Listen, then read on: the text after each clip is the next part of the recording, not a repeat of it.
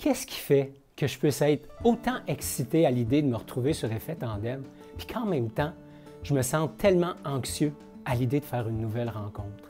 Si jamais cette question-là t'habite, si jamais cet état d'esprit t'habite, je veux juste te rassurer tout de suite, c'est tout à fait normal.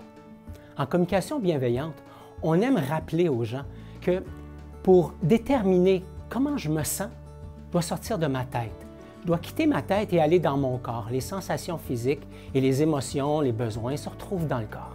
Alors, comment expliquer que je puisse être à la fois excité et anxieux? C'est qu'il y a deux parties de moi qui sont diamétralement opposées, si je pourrais dire, dans leur façon de vivre l'expérience. Alors, par exemple, je pourrais être dans ma tête totalement excité à l'idée de me dire « je vais faire des nouvelles rencontres, j'ai la possibilité de repartir à neuf, j'ai la possibilité de me montrer sur un meilleur jour à une nouvelle personne. » Et pendant ce temps-là, j'ai une autre partie de moi qui, elle, se dit « oh mon Dieu, j'ai pas envie de sauter dans l'expérience, je me sens nerveux, je me sens nerveux, je ne sais pas si je vais être à la hauteur, etc. » Donc, cette ambivalence vient tout simplement de deux parties ou plus de moi qui ont besoin de s'exprimer. Comment je fais pour mieux composer avec tout ça? Et c'est tout simple, je dois prendre le temps d'écouter ce qui se dit. Alors, quand ma tête est excitée, quand elle dit « youpi », dans le fond, ce qu'elle traduit, c'est « j'ai de l'espoir, j'ai un élan d'espoir, j'ai un élan de gratitude par rapport à ces nouvelles possibilités qui sont là devant moi ».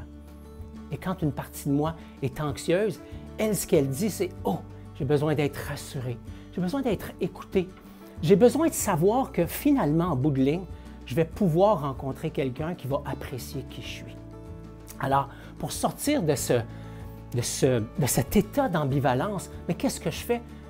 J'écoute les deux parties et ensuite, je mets en commun tout ça.